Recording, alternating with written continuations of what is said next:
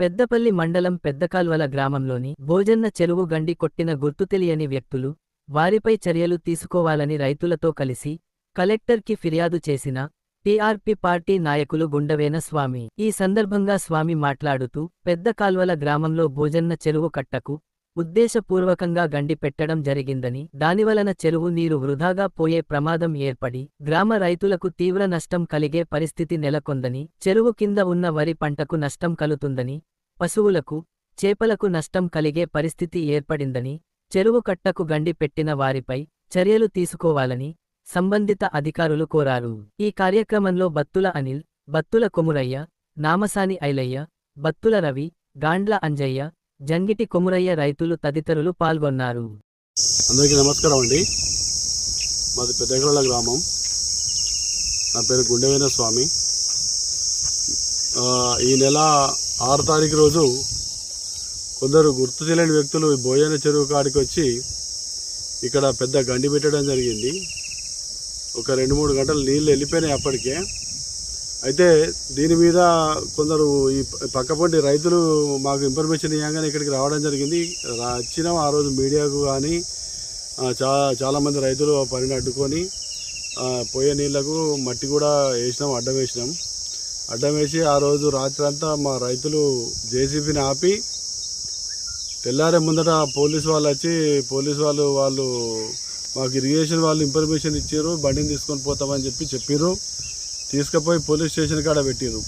ఆ తెల్లారి మళ్ళీ పోయి మా రైతులు కొంతమంది, ఊళ్ళో నాయకులు కొంతమంది పోయి కంప్లైంట్ కూడా చేయడం జరిగింది.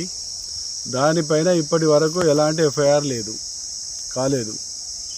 ఇది ఎవరి అండదండలు చూసుకొని ఆ కాంట్రాక్టర్ అయినా ఇక్కడ గండి పెట్టిండో మాకు అర్థమవుతలేదు. ఇది ఏ ఉద్దేశపూర్వకంగా పెట్టిండో అర్థమవుతలేదు. స్థానిక ఎమ్మెల్యే గారు కూడా దీని మీద మాట్లాడతలేరు. ప్రతిపక్ష ఎమ్మెల్యే గారు కూడా ఈ చెరువు గండి పెడితే మాట్లాడతలేరు. మరి ఇది ఏం పాలన నడుస్తుందో మాకు అర్థమవుతలేదు. కాబట్టి ఇప్పటికైనా మళ్ళీ ఒక విషయం ఏంటంటే పెద్దకాల్వల గ్రామ పంచాయతీ పరిధిలో భోజన చెరువు ఇక్కడ 100 ఎకరాలు దీని కింద పంటలు సాగు చేసుకుంటాయి.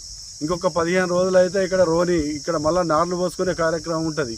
వీళ్ళు గండి పెట్టి నీళ్ళన్నీ తీస్తే మళ్ళీ నార్లు పోసుకునేటప్పుడు ఇప్పుడు పశువులకు కానీ ఎడ్ల గొడ్లకు కానీ వీటికైనా నీళ్లు లేకుండా ఈ చేపలు ఉంటాయి. ఇలా దీని కింద రైతులు ఉన్నారు, నార్లు ఎట్లా పోసుకున్నాడు అని మేము రైతులు అంత ఆవేదనలు ఉన్నారు. వాళ్ళు చాలామంది ఏమంటున్నారు అంటే, అన్న దీని మీద మీరు మాట్లాడండి జరా, కాంట్రాక్టర్ మాకు తెలుస్తలేదని చెప్తారు. స్థానిక గ్రామ పంచాయతీ కూడా దీని మీద స్పందిస్తలేదు.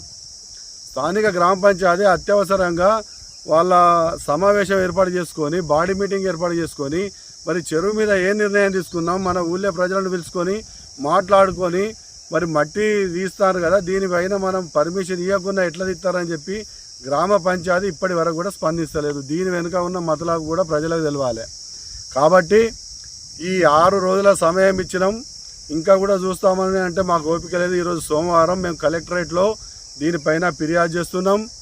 అయ్యా కలెక్టర్ గారు, మీరు ఈ నీళ్లు ఉండంగా ఈ గండి పెట్టి మట్టి తీసుకుపోమని పర్మిషన్ మీరు ఏమైనా ఇచ్చారా? మేము కాంట్రాక్టరు డ్రైవర్ని అడిగితే మాత్రం మాకు ఎలాంటి పర్మిషన్ లేదని చెప్పిండు. కాబట్టి ఈడ నీళ్లు తీసి గండి పెట్టి చెరువులోకి వెళ్ళి మట్టి తీయమనే పవర్స్ మీకు ఉన్నాయా? దయచేసి ఉంటే మీరు వెబ్సైట్లో పెట్టగలరు, చూపెట్టగలరు ప్రజలకు అని చెప్పి మేము స్థానిక కలెక్టర్ని కూడా కోరుకుంటున్నాం. ఇక్కడ స్థానిక ఎమ్మెల్యే గారిని కూడా కోరుకుంటున్నాం. దయచేసి ఇలాంటి తప్పుడు పనులు ఎవరు చేసారో వాళ్ళ మీద తగిన చర్యలు తీసుకొని వాళ్ళను కఠినంగా శిక్షించి ఇంకొకసారి ఇలాంటి పనులు చేయకుండా చూడవలసిన బాధ్యత ప్రజాప్రతినిధులపైన ఉన్నది, జిల్లాధికారులపైన ఉన్నది. కాబట్టి నేను మరొకసారి మా గ్రామ ప్రజల తరఫున, రైతుల తరఫున మా తెలంగాణ రాజ్యాధికార పార్టీ డిమాండ్ చేస్తుంది, ఈ కార్యక్రమానికి ఎవరైతే ఒడిగట్టారో వారిని కఠినంగా శిక్షించాలని మేము డిమాండ్ చేస్తున్నాం.